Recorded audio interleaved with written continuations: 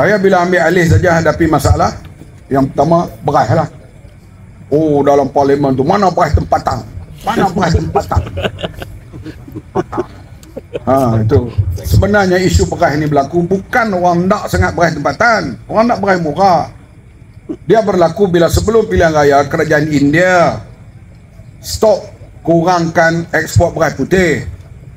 Sebelum tu beras tempatan RM26, beras putih dalam 30, 31, 32. Orang ni tak tahulah mentaliti orang, dia suka ni barang luar. Buang pelam kita sedap, dia pergi cari pelam siam. Itu ada dua makna tu. Jadi dia suka yang luar. Dia tengok padahal gadis Melayu ni cukup serak. Dia tengok pelancong asing main terbelik je mata, padahal hak duk kampung kita tu, hak duk mandi telaga tu serak nak mampu. Cuma dia pakai tu cara pakai yang bermoh, kita nampak lah. Cuba dia siap betul-betul tengok. Kita dulu nak tengok orang serak. Misal kami di kampung lah, hari kenuri dan pergi menyambut makan kenuri. Oh, dia bersiap tu sampai tok laki dia tak jadi pergi kedai lah. Bila tengok bini dia bersiap nak pergi menyambut tu. Itu artinya segar orang kita pun. Tapi dia suka yang luar. Jadi bila harga tak berapa beza banyak, dia suka beli beras import. Maidin kata, Maidin store tu, beras tempatan ni hantar balik kena naik bubuk. Mereka suka hak RM32, RM33 tu. Tapi bila beras import tu naik sampai 40 lebih, baru dia cari beras murah. Bukan cari beras tempatan, beras murah. Kita tahu nak jual RM26 lah ni 10 kilo.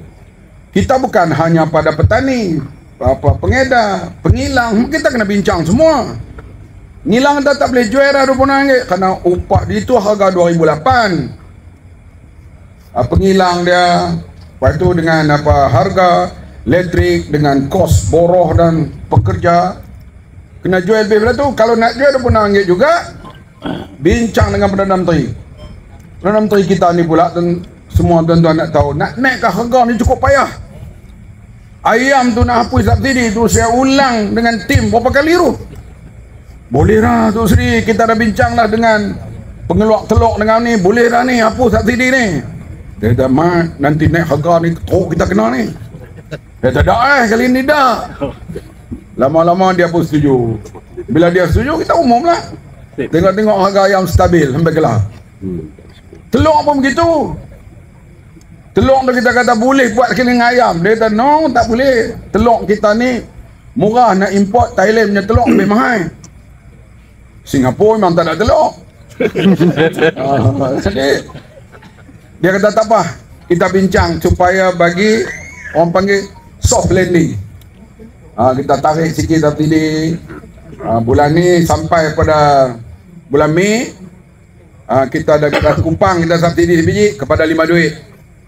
Lepas tu turun lagi sampai bulan Ogos ini. Tiba-tiba belum kita sampai peringkat tu lah orang duk riuh dah telur murah. Sebab kita bagi satu jenis telur khas. Telur ni kecil atau besar, zat dia serupa ya. Cuma orang berbeza ni, dia kira dia kena telur besar. Telur tu telur besar, dia burut.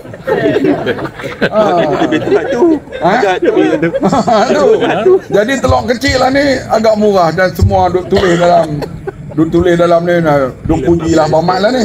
Pujilah sak kot, esok jadi berapa naik balik, kena mati teruk balik. Yang saya tak puas hati lagi, yang ni saya akan mengungut sampai bila-bila dah. Bukan saya bersemangat patriotik, saya bukan perkauman. Pasal apa Melayu tak berjaya? Pertama sekali bila saya pergi negeri Cina, nak tunggu derian kargo tu sampai. Anthony Lok melepaskannya di Kuala Lumpur. Sampai sana saya sambutlah derian di sana tu. Belakang saya ni anak muda Cina. Mana mai? Semua daripada Malaysia, mewakili mak bapak atau syarikat mereka. Satu Melayu pun tak ada. Saya pergi makan durian di rumah tok saya di Lebuh Besar. Masa tu pokok durian tu dah 30 tahun lebih dah.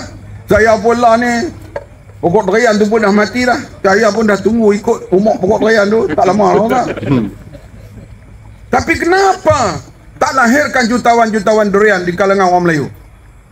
Cakap pong, ayo ini ancaman Cina ancam kita. Mari di Gua Musang dengan apa tu Datuk Mahfud bawah tu? Lojing. Hampir ladang durian semua Cina punya. Bukan saya anti. Cina tidak. Mereka berusaha, mereka buat. Kenapa kita tak boleh? Ini sikap saya. Kalau Cina boleh buat, kenapa Melayu tak boleh buat? Itu yang saya duk beletiak benda tu. Seorang paramugari Cina, dia bersara. Paramugari, segak lah kan. Dia main terima sertifikat masa maha daripada saya lah. Saya tanya, yang you terima sertifikat durian ni, you tanam banyak mana? Alah banyak lah YB, 1,200 ekar saja. 1,200 ekar saja. Ni berapa tahun nak saya lah? 7 tahun lagi saya boleh pergi cuti lah. Empat dah brain dia. Jadi dia tahu 7 tahun ni dia akan berada lautan balik Kuala Lumpur, pergi hutan balik Kuala Lumpur. Dia akan ulang itu. Lepas 7 tahun kita akan lihatlah dia breakfast di Kuala Lumpur, lunch di Shanghai, dinner di London. Begitu. Kalau boleh, aku tak mau berpisah lagi. Kita ditakdirkan oleh Allah kena cari jalan untuk ambil pemerintahan. Kebetulan kursi yang terbesar ialah Pakatan Harapan 82. Maka kita pun bincang, maka kita lihat BN bersetuju bersama. Al-Qaisar tu semua kita tahu dah. Tapi kita tahulah kita ni kahwin ni mak bapak yang Minang. Tu raja-raja Melayu lah yang main peranan juga. Tak pernah tengok seorang duk Balin, seorang duk Jerlun. Tak pernah bercinta, jumpa stesen bas pun tak. Tiba-tiba hampa bayangkan malam pertama macam mana. Malam pertama tu dia terbelaga kaki sikit, dia sorry. Padahal bini dia dah sorry apa, celapak lah. Soalnya orang kata dia nak tak pernah tengok artinya budaya apa semua tu. Tapi kita tahu ini adalah satu amanah dan tanggungjawab. Kita bincang dan akhirnya kita dapat bentuk kabinet, dan pertama Datuk Seri Anwar Ibrahim mengangkat sumpah, Presiden UMNO sudi bersama, kemudian menjadi timbalan Perdana Menteri, dibentuk kerajaan sampailah hari ini. Ini yang satu benda yang kita cara logik akal tak boleh fikir boleh jadi. Tapi ini berlaku. Dan sekarang alhamdulillah hubungan kita semakin hari semakin mesra. Kalau boleh, aku tak mau berpisah lagi.